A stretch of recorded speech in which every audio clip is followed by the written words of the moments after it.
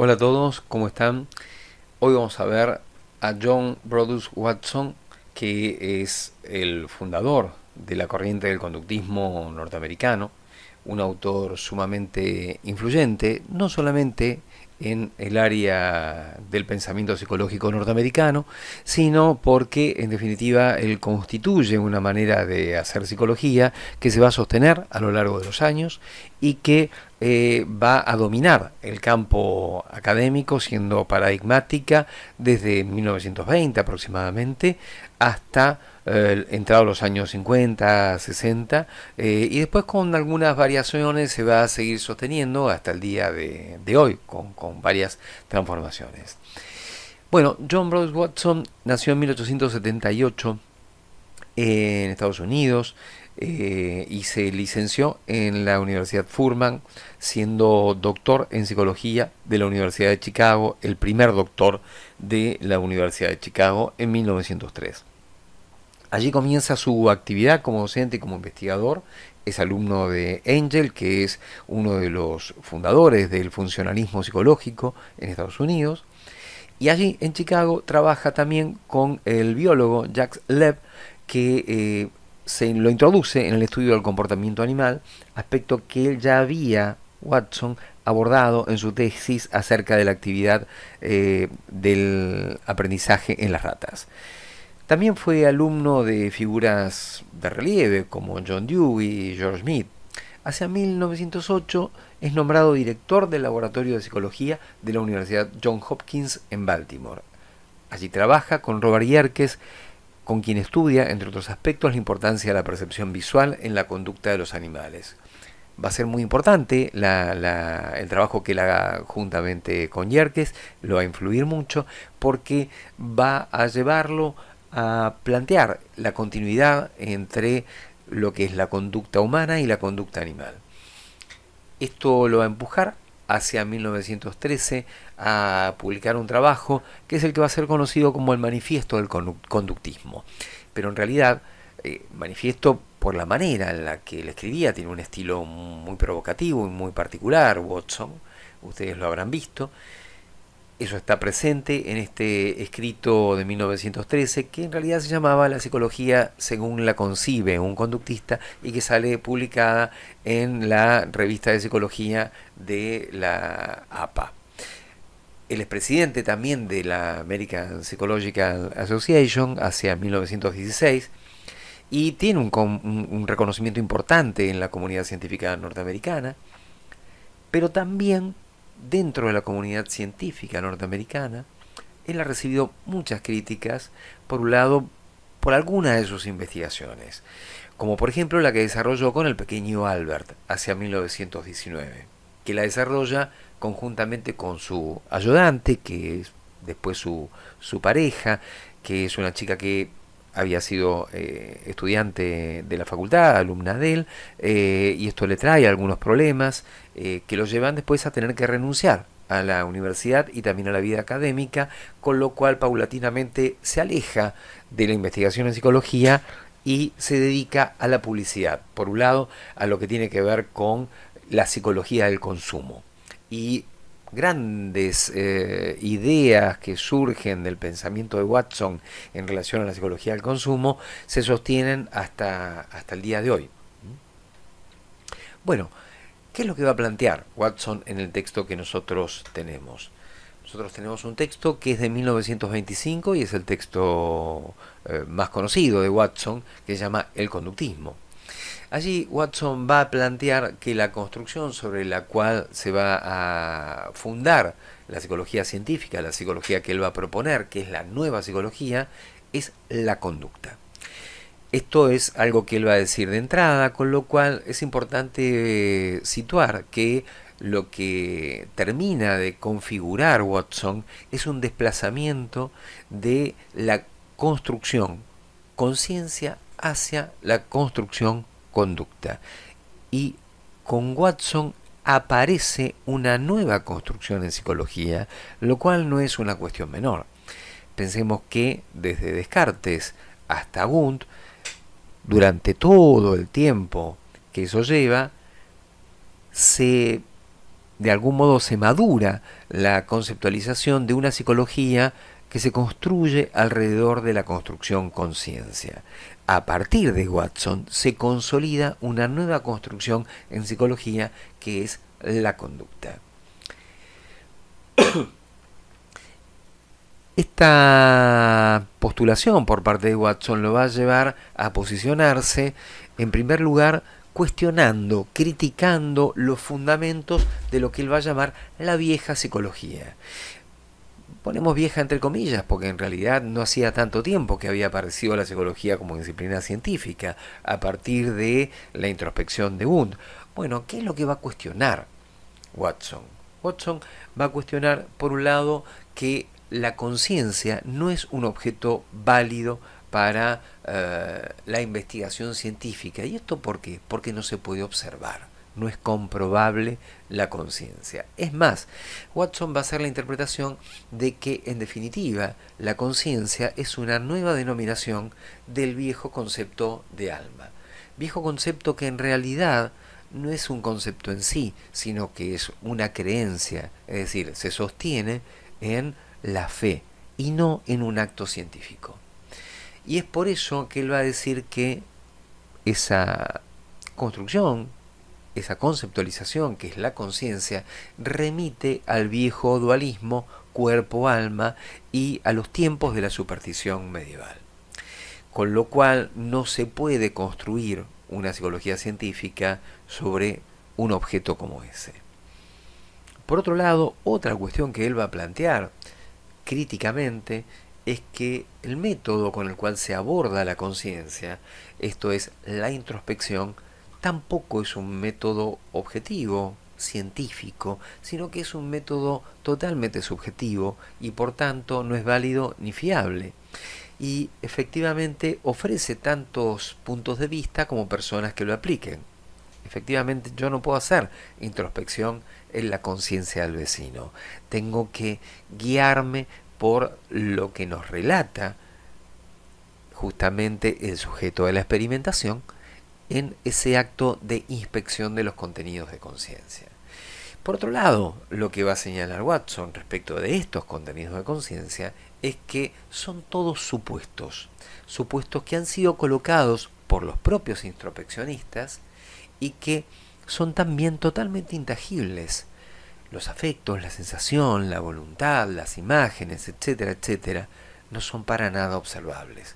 Es decir, que los introspeccionistas encuentran en la conciencia lo que ellos mismos colocaron. Y por eso es necesario barrer con todas esas concepciones que, desde el punto de vista de Watson, tienen en realidad un estatuto medieval y que no se sostienen desde los parámetros de lo que es una propuesta científica. Es necesario barrer esos conceptos para armar una propuesta científica que se funde ¿en qué? En la observación. Esto es lo que va a constituir, en definitiva, el programa del conductismo. ¿Qué es lo que va a decir el conductista? Bueno, que podemos observar. Limitémonos, dice Watson, al observable y formulemos leyes solo relativas a estas cosas. ¿Y qué es lo que podemos observar? Va a decir Watson. Bueno, lo que podemos observar es la conducta. Esto es lo que el organismo hace o dice. Y allí Watson va a adelantar que también hablar, es decir, el lenguaje va a ser un comportamiento. Decir es hacer. Es, en definitiva, una puesta en acto. Entonces, en ese sentido, para Watson lo importante va a ser la observación, lo que yo puedo observar. Paso de lo que es la inspección interior de la conciencia hacia la observación externa, a la manifestación de las acciones. Pero con esto no alcanza, va a decir Watson. En realidad, el conductista tiene además que describir la conducta en términos de estímulo y respuesta.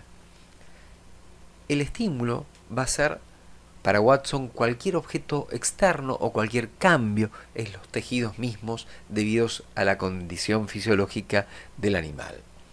Y respuesta es todo lo que el animal hace. Ahora fíjense que aquí, en realidad, cuando habla de el animal se refiere genéricamente a cualquier organismo, porque en definitiva de lo que se trata es de que no hay divisoria entre el hombre y el animal. Ambos están sometidos a las mismas leyes que determinan la conducta, justamente porque hay continuidad entre las especies. Esto es lo que ya estaba establecido desde Darwin y que de algún modo ya había consolidado el propio Thorndike. Con lo cual, lo que hacemos es observar la acción. Y este es el método objetivo que va a sustituir a la introspección. Y que esto es lo que se puede hacer dentro del marco experimental para que efectivamente podamos de algún modo salvaguardar el marco científico experimental con un método coherente con lo que son las ciencias naturales, porque efectivamente para Watson la psicología es una ciencia natural. Bien, Watson a partir de allí nos va a relatar una experiencia que en definitiva es la famosa experiencia del pequeño Albert, en donde él va a decir que, bueno, ¿qué es lo que ocurre cuando yo veo que, digamos, cualquier organismo reacciona de una manera diferente a distintos objetos? ¿Qué es lo que explica que en realidad las personas reaccionan de distintas maneras ante los mismos estímulos? Bueno, justamente lo que explica que se haya modificado, digamos, la conducta es lo que él va a llamar condicionamiento. Porque en realidad, en definitiva, no hay una configuración innata, no hay una configuración a priori instintiva. Recordemos que el conductismo se opone a que sea el instinto el que moviliza la conducta, a que sea el instinto el que causa la acción, y en realidad lo que va a plantear es que efectivamente de entrada todos los estímulos en sí son neutros. Hay algunos pocos estímulos que provocan algunas reacciones que en principio se pueden llamar no aprendidas. Ahí Watson va a hablar de 3 reacciones emocionales no aprendidas, como la reacción de miedo, la reacción de ira y la reacción de amor, la respuesta, digamos, no aprendida. Pero inmediatamente cada vez que, digamos, un organismo empieza a interactuar con el ambiente, empieza a modificarse aquello por lo cual, digamos, genera este tipo de respuestas de ira, de miedo o de amor. Bueno, justamente lo que va a hacer es un experimento con un chiquito de 11 meses, que es el conocido pequeño Albert, en donde va a tratar de provocar la reacción de miedo de manera artificial, es decir, a través del laboratorio. Por eso es que cuando él dice, bueno, ante este tipo de cuestiones, lo que tengo que hacer es llevar al recién nacido a la nursería experimental y empezar a plantear los problemas. Efectivamente, él lo dice con conocimiento de causa, puesto que él ha experimentado con niños en relación a la modificación de la conducta. ¿Cuáles son las reacciones que de manera no aprendida, los estímulos, perdón, que de manera no aprendida provocan la reacción de miedo? Él dice que la pérdida de la base de sustentación, si nosotros soltamos a un bebé cuando lo tenemos en brazos, bueno, eso provoca la reacción de miedo, lo mismo que un golpe fuerte y sorpresivo. Entonces lo que va a plantear Watson es que si al mismo momento en el cual yo le presento un estímulo que en principio es neutro al pequeño, en el mismo momento yo le presento otro estímulo que provoca la reacción de miedo, por ejemplo, un golpe fuerte y sorpresivo. Lo que hacía Watson era golpear con un martillo en una barra de hierro, y esto provocaba un estruendo que asustaba al chiquito. Si yo hago ambas cosas al mismo tiempo y repito una y otra vez la experiencia, en el momento, después de varias repeticiones, una vez que yo golpeo con el martillo, el chico tiene la reacción de miedo y al mismo momento le presento, por ejemplo, un conejo o un ratón que es un estímulo neutro. Después de varias repeticiones, el conejo o el ratón van a provocar la misma reacción de miedo que el golpe fuerte y sorpresivo. Aquí hay dos o tres cuestiones. En primer lugar, lo que nosotros encontramos es que yo pongo un estímulo que es neutro en el mismo momento. Es decir, al mismo tiempo que es el que provoca la reacción de miedo, es decir, en contigüidad en tiempo y espacio. Un estímulo junto con el otro. Y de manera repetida lo que logro es, bueno, construir un nuevo hábito. Esta manera de construir un nuevo hábito es lo que Watson va a llamar condicionamiento. Acá lo que nos encontramos es la vieja noción de Hume, la vieja noción empirista de asociación y de hábito, e incluso el principio de contigüidad en tiempo y espacio, y en donde la repetición garantiza, provoca efectivamente la fijación de una asociación. Esto es del condicionamiento.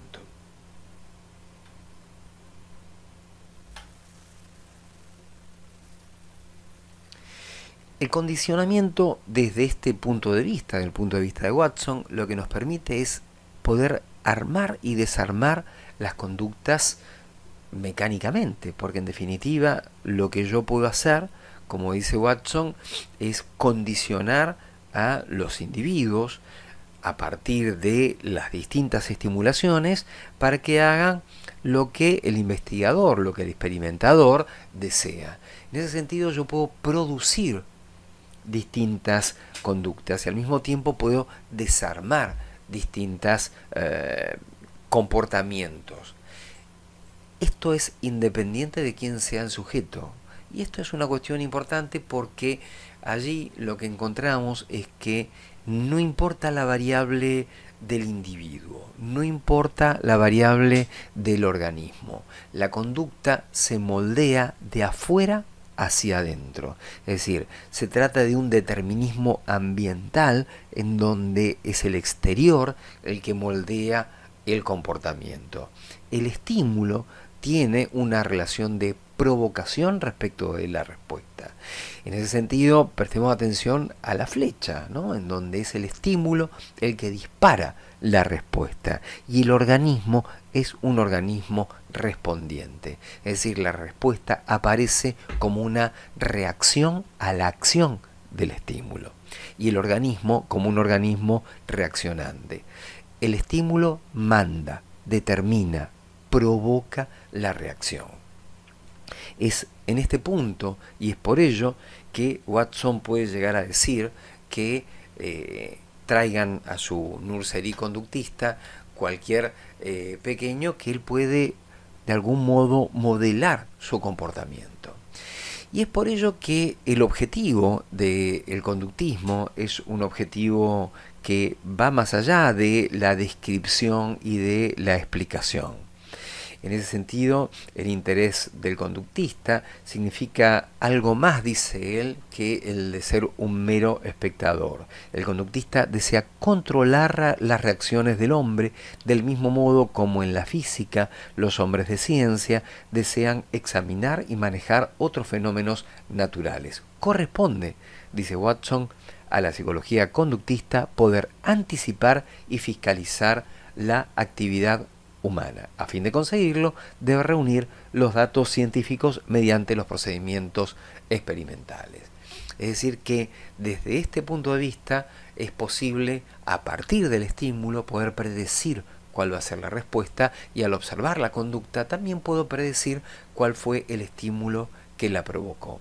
Es por ello que para Watson, digamos que el conductismo tiene que ser la línea que permita llevar a la psicología a ser una ciencia predictiva.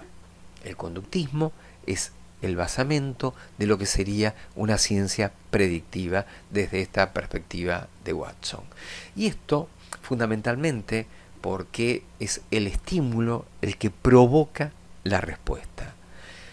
Por otro lado, dentro de lo que es la definición que da Watson, tanto de estímulo como de respuesta, se nos aparece el estímulo como algo que es incondicionalmente estimulante. Estamos permanentemente sometidos a la acción de estímulos.